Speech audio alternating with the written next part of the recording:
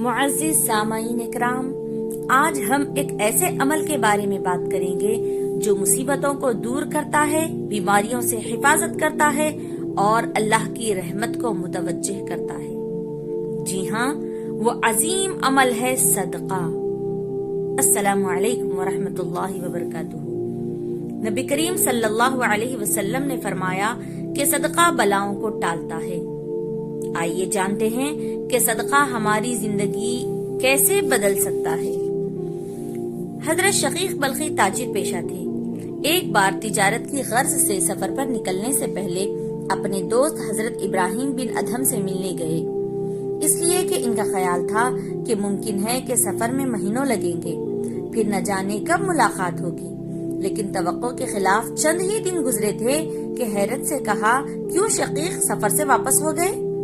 اگلے روز حضرت ابراہیم بن ادھم نے جب انہیں مسجد میں حاضر دیکھا تو حیرت سے کہا، کیوں شقیق اتنی جلدی لوٹ آئے؟ شقیق نے جواب دیا، جناب کیا عرض کروں، راستے میں نے ایک حیرت انگیز منظر دیکھا اور وہیں سے الٹے پیر لوٹ آیا۔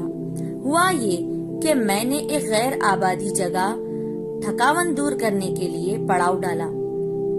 وہیں میں نے دیکھا کہ ایک پرندہ جو آنکھ اور قوت پرواز سے ایکسٹ محروم تھا۔ مجھے خیال آیا، بھلا ایسی دور افتادہ جگہ اس بیچارے کی گزر بسر کیسے ہوتی ہوگی۔ ابھی میں اسی سوچ میں تھا کہ میں نے دور سے ایک پرندے کو دیکھا، اس کی چونچ میں کوئی چیز دبی ہوئی تھی۔ اس نے آتے ہی وہ چیز پرندے کے آگے ڈال دی اور چلا گیا۔ اس طرح اس نے کئی پھیرے کیے اور بالآخر پہلے پرندے کا پیٹ بھر گیا۔ میں نے سوچا، سبحان اللہ، خدا جب ایسی دور افتادہ جگہ رزق پہنچا سکتا ہے تو اس طرح شہر در شہر بھٹکنے کی مجھے کیا ضرورت ہے۔ چنانچہ میں مزید آگے سفر جاری رکھنے سے باز آیا اور گھر کی راہ لی۔ یہ سن کر حضرت ابراہیم بن ادھم نے کہا، شقیق تمہارے اس طرح سوچنے سے سخت مایوسی ہوئی۔ آخر اس اپاہج پرندے کی طرح بننا تم نے کیوں پسند کیا، جس کی زندگی دوسروں کے ٹکڑوں پر کٹ رہی ہو؟ تم نے یہ کیوں نہیں چاہا کہ تمہاری مثال اس پرندے کی سی ہو جو اپنا پیٹ بھی پالتا ہے اور دوسروں کا پیٹ پالنے کے لیے کوشاں رہتا ہے؟ کیا تم بھول گئے کہ اوپر کا ہاتھ نیچے کے ہاتھ سے بہتر ہوتا ہے؟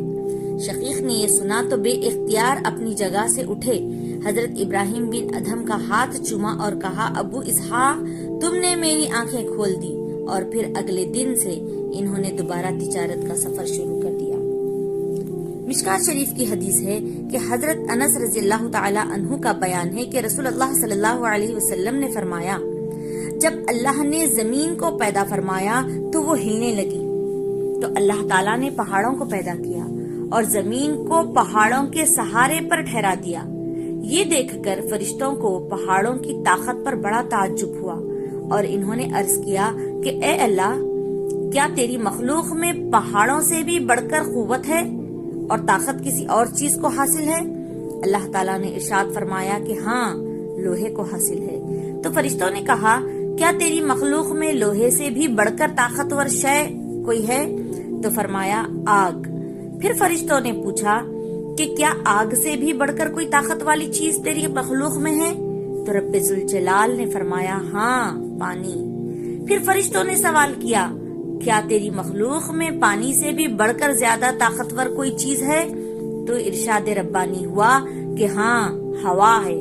یہ سن کر فرشتوں نے دریافت کیا، کیا تیری مخلوق میں ہوا سے بھی بڑھ کر طاقت رکھنے والی کوئی چیز ہے؟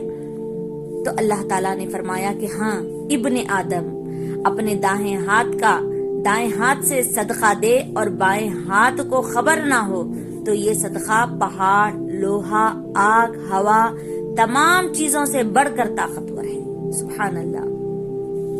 سرکار دو عالم صلی اللہ علیہ وسلم نے فرمایا کہ صدقہ اس طرح گناہوں کو بجھا دیتا ہے جس طرح پانی آگ کو بجھا دیتی ہے۔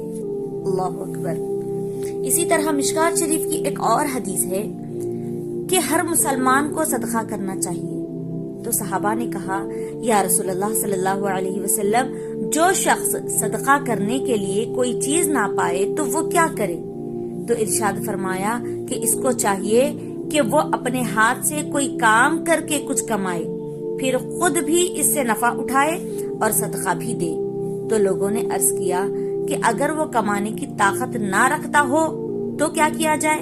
تو آپ صلی اللہ علیہ وسلم نے فرمایا کہ وہ کسی حاجت مند کی کسی طرح سے مدد کرے۔ اس پر صحابہ نے کہا کہ اگر وہ یہ بھی طاقت نہ رکھتا ہو؟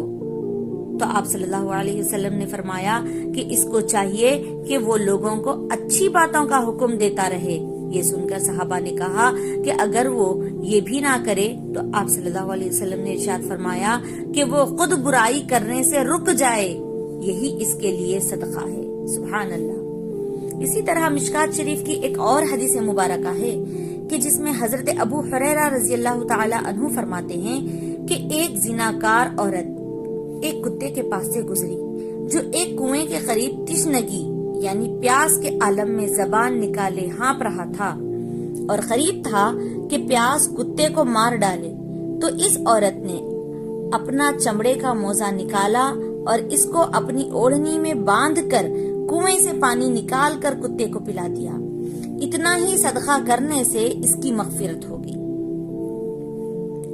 حضرت ابو سعید خدری رضی اللہ تعالی عنہ سے روایت ہے کہ رسول اللہ صلی اللہ علیہ وسلم نے فرمایا، جو کوئی مسلمان ننگے بدن والے کو کپڑا پہنائے گا اور جو کسی بھوکے مسلمان کو کھانا کھلائے گا تو اللہ تعالیٰ اس کو جنت کے میوے کھلائے گا، اور کسی پیاسے مسلمان کو پانی پلائے گا تو اللہ تعالیٰ اس کو جنت کا خالص شربت پلائے گا۔ سبحان اللہ۔ اللہ تعالیٰ کی راہ میں خرچ کرنے کے کتنے فوائد ہیں۔ اللہ تعالیٰ سے دعا ہے کہ یا اللہ ہمیں صدقہ کرنے کی توفیق عطا فرما، ہماری پریشانیوں کو دور فرما۔ آمین ثم آمین۔